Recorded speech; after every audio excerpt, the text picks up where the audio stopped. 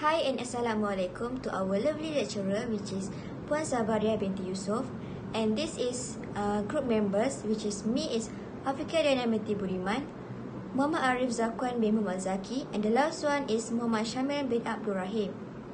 So the country that we chose is Singapore. So let's go.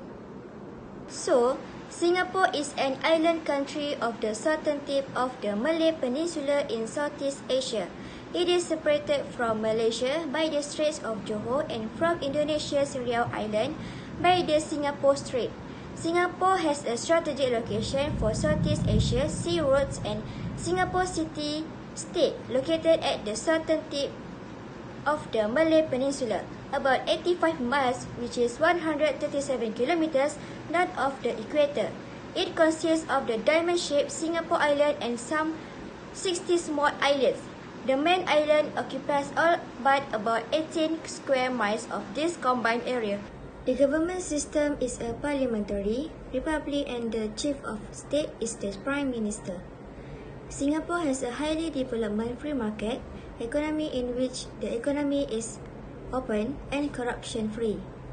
Singapore is a member of the Asia-Pacific Economic Cooperation, which is APEC, the Association of Southeast Asian Nations, which is ASEAN, and the Trans-Pacific Partnership, which is TPP. The Republic of Singapore is a city-state made up of a few islands on the tip of Peninsular Malaysia. The main islands of Singapore GPS coordinate is 49 kilometers east to west, 25 kilometers north to south, has a coastline of 197 kilometers, and a land area of 790.2 square kilometers. Singapore has a population of 5.61 million people, out of which 3.9 million are made up of Singapore citizens and permanent residents, and about 1.6 million are foreigners who are working, studying, or living in Singapore. The people of Singapore ethno-linguistic composition. The population of Singapore is diverse, the result of considerable past immigration. Chinese predominate, making up some 3/4 of the total. Malays are the next largest ethnic group, and Indians the third. None of those three major communities is homogeneous. Among the Chinese, more than 2/5 originate from Fujian province and speak the Amoy dialect. About 1/4 TQ from the city of Shantou in Guangdong province, and a smaller number are from other parts of Guangdong. The Chinese community as a whole therefore speaks mutually incomprehensible dialects. Linguistic differences are less pronounced among the Malays, but the group includes Indonesians speaking Javanese, Mayonnaise, and other dialects. The Indian group is most diverse, consisting of Tamils, more than half, Malayalis, and Sikh. It also includes Pakistani and Sinhalese communities. Because of this ethnic diversity, no fewer than 4 official languages are recognized, which is English, Mandarin, Chinese, Malay, and Tamil. English remains the main medium for administration, commerce, and industry, and it is the primary language of instruction in schools. Mandarin, the official language of China, transcends dialect barriers, and its use is strongly promoted. 1/3 of the school population is taught in that language. Malay is designated as the country's national language, and like English, it is widely used for communication among ethnic groups and plays a particularly useful role in view of the close ties between Singapore and Malaysia. There are 4 main ethnic groups in Singapore: Chinese, Malay, Indians, and others, Caucasian, Eurasians, Arabs, and Jews. The Chinese form the ethnic majority, and the Malays are recognized as the indigenous people. Religions. Religious affiliations reflect ethnic patterns. About 2/3 of all Chinese profess some degree of attachment to Confucianism, Buddhism, or Daoism, or to some combination thereof. Virtually all Malays and some Indians adhere to Islam, which is the former religion of about 1/7 of the population. The Christian community has grown rapidly to become comparable in size to the Muslim population. Nearly all Christians are Chinese. Almost all of the remaining population practicing a religion is Hindu. But there are also many Singaporeans who have no religious affiliation. Singapore is the largest port in Southeast Asia and one of the busiest in the world. It owes its growth and prosperity to its focal position at the southern extremity of the Malay Peninsula, where it dominates the Strait of Malacca, which connects the Indian Ocean to the South China Sea. Once a British colony and now a member of the Commonwealth, Singapore first joined the Federation of Malaysia on its formation in 1963, but succeeded to become an independent state on August 9, 1965. And this is for economic data. The first one is the gross domestic product, GDP, is a measure of a country's economic output and income. The gross domestic product, GDP, is the sum of all expenditures for all final goods and services generated in a certain period of time inside the country. The gross domestic product, GDP, in Singapore were $372.60 billion in 2019. Based on World Bank official data, Singapore gross domestic product GDP contributes 0.31% of the global economy. According to international definitions specified by the International Labour Organization, which is ILO, the unemployment rate issued by Singapore's Ministry of Manpower refers to the unemployed as a percentage of the labour force. Singapore's unemployment rate fell from 3.30% in the fourth quarter of 2020 to 2.90% in the first quarter of 2021. Concept and definition. Unemployment. Unemployment refers to those who are employable and actively looking for work but are unable to find one. Those in the workforce who are working but are not in the right job are included in this category. Unemployment is one of the indicators of a country's economic state and is usually assessed by the unemployment rate, which is calculated by dividing the number of jobless individuals by the total number of individuals in the workplace. The term employment is frequently misunderstood because it includes people who are waiting to return to the work after being discharged, but it includes people who have stopped looking for work in the previous 4 weeks for a variety of reasons, including leaving work to pursue higher education, retirement, disability, and personal issues. Inflation. Inflation is the loss of currency buying power over time. The increase in the average price level of a basket of select goods and services in an economy over a period of time may be used to calculate the qualitative estimate of the pace of which buying power declines. A rise in the general level of price commonly start as the percentage indicates that a unit of current now buy less than it did previously. While it's simple to track the price fluctuation of specific item over time, human demands are considerably more complex than that. Individuals require a large and diverse range of items as well as a variety of services in order to live comfortably. Public policies. Government implement laws, establish policies, and redistribute resources in any community.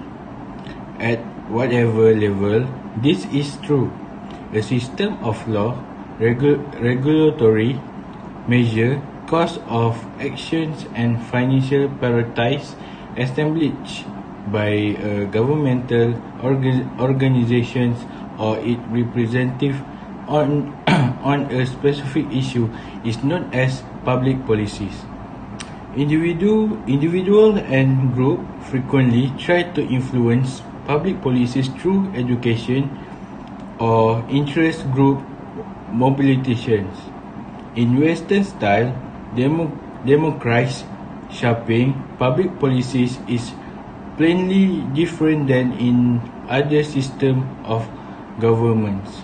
However, it is logical to expect that competing interest groups would consistently accept to sway public maker in favor. A major aspect of public policies is law. In a general sense, the law includes specific legislation and more broadly defines or international law. There are many ways that the law can influence how survival of violence against women are treated and the type of service they receive. Likewise, legislation identify areas in which research grants can be funded and often determines the amount of funding allowance. Thus, it is no surprise that public policies debates occur over purpose, legislation, and funding.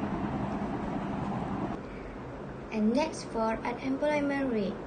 For the last decade, Singapore managed to maintain unemployment rate below than 2.5% and fairly consistent, but since coronavirus outbreak in mid-year 2020, the rate of unemployment in Singapore increased dramatically until it reaches 2.8% in July and 3.6% in the last quarter of 2020. The last time Singapore got the high unemployment rate that was almost the same as this was during global financial crisis in September 2009 with 3.3% unemployment rate, and when SARS outbreak in September 2003 with among the highest unemployment rate in their history with 6.4%. Firstly, the population growth in Singapore has been positively increased in recent years, and based on population media website, Singapore is the world's most overpopulated state. That shows how challenging it is to get a job in a large population with limited vacancies. Secondly, there is too many foreign workers, especially from Malaysia, to compete a spot with Singaporean. Many Malaysians in Johor Bahru come to Singapore every day to work, make many Singaporean fresh graduates struggle to find a job and immigrate to countries that require a lot of manpower in their field. Matter of fact, it is one of the measures that the Singapore government has taken to reduce overpopulated. So next, for the unemployment effect, divide into individuals, social, economy, and in Singapore there are several effects that can be taken as examples. Obviously, if any country with lower unemployment rate shows that country is positively growing and better financially. For individuals, the effects such as the financial incapacity, unable to pay rent, increase in homelessness, crime rate increase, depression and anxiety disorder which leads to suicide. For social and economics, lower percentage of unemployment rate and better economic conditions leads to increased government health investment. This is line with Occam's law, which states that percentage is negatively associated to economic process. Lower unemployment rate will be allowing the government to invest more in healthcare, whereas a greater percentage will result in considerable waste of social resources and subsequent massive losses of social wealth. So next is measures of unemployment. So A is fiscal policy. Financial approaches are demand side financial approaches in which the government controls in its salary and consumption in order to influence the economy's total wage output and employment. The government could do so through income tax and unemployment benefits, as well as discretionary measures such as spending tax and increased government expenditure. Companies attempt to produce much more and hire more labor as demand rises. And next, B is monetary policy. Monetary policy, the demand side of economic policy, refers to the actions taken by the central bank of a nation to regulate the supply of money and achieve macroeconomic objectives that stimulate economic development sustainable. Singapore government also can implement this kind of method to increase money supply by using the following monetary tools. Inflations in Singapore. Singapore inflation rate increased to 2.1% in April 2021 from 1.3% the previous month, compared to a market conscious of 2%. This was the highest reading since May 2014 when the COVID-19 outbreak boosted consumption. Food 1.0% versus 1.4% in March. Transportations 9.7% versus 5.7%. Health 0.9% versus 1%, and recreations and culture 0.9% versus 1% were the main source of rising pressure, 0.8% versus 0.3% at the same time. Price for both apparel and footwear negative 0.9% versus negative 0.8%, and the other products and services negative 0.9% versus negative 0.8%, declines at slower rates, negative 0.3% versus negative 1.1% after a 0.5% gain in March. Core consumer price grew by 0.6% year over year, the highest since December 2019. Contrary to predictions of 0.9%, consumer price decreased by 0.2% in April following a 0.2% increase in March. Inflation caused two things, that is, demand pull inflations and cost push inflations. Demand pull inflations is expected to arise when aggregate demands in an economy outpace aggregate supplies. It involves inflation rising as real gross domestic product rise and employment falls as the economic move along the Phillips curve. This is commonly described as too much money chasing too few goods. Cost push inflation is a type of inflation caused by substantial increase in the cost of important goods or service where no suitable alternative is available. Highest price are then the result as cost of production increase due to decreased aggregate supplies. It stands in contrast to demand pull inflations. There have four inflation effects, that is economic growth, goods and service, interest rates, savings and loan, and Singapore dollar. Measures to control inflation have two policies, that is, fiscal policies A. Increase in tax, B. Decrease in government expenditure. Monetary policies A. Open market operations, B. Raising the reserve requirement. Public policies in Singapore divide into 2 points. The first one is government expenditure and the second one is tax revenue.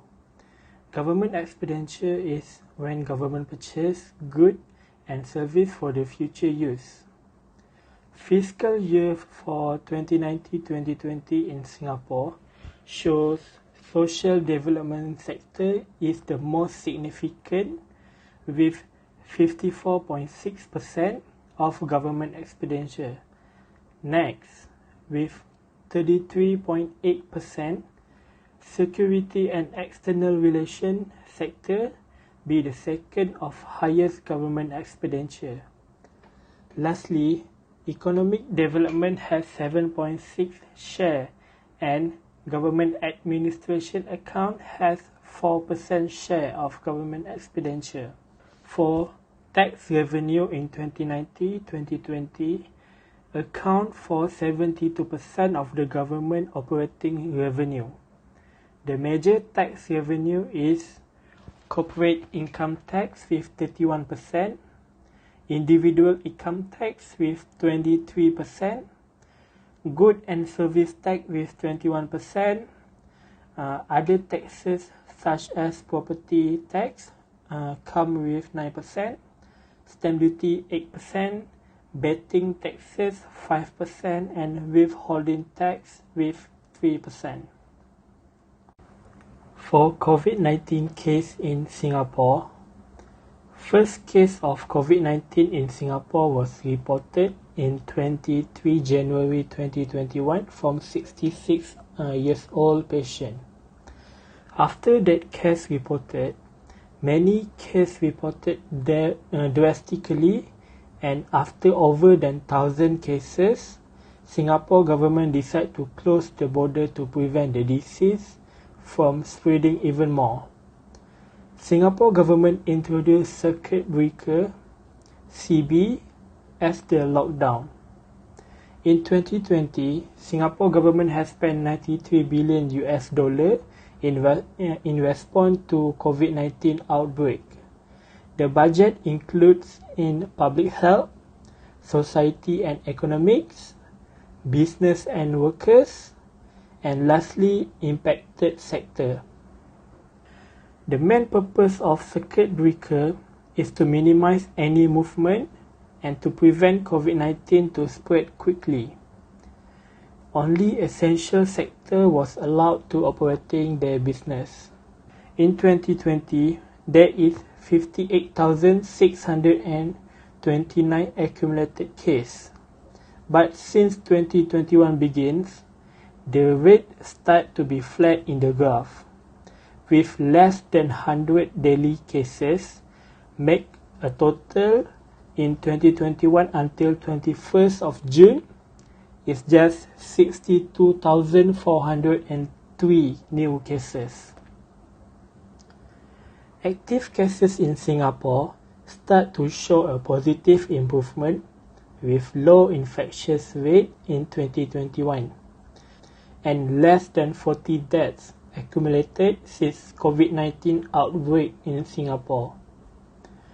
More than 4 million doses already be given to Singaporean, and almost 2 million of Singaporean already complete two doses of vaccine.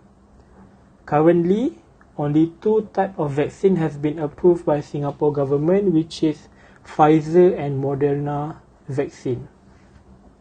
In conclusion, Singapore is a major economic power in Southeast Asia compared to another neighbor country like Malaysia, Thailand or Indonesia. Majority of Singaporeans get a good care in health and education from their government. Next, one of the factors why Singapore is better because Singapore is one of the most country with less corruption in their government, make them can be developed very well. In a pandemic situation like COVID-19, many countries will affected to their economies. Just like Singapore, their economy be slow due to COVID-19 outbreak. But Singapore start to show positive improvement to recover their economy back to normal, and with more people has been vaccinated in Singapore, the economy will recover in no time. That's it from our group. Thank you for listening our explanation about Singapore economy.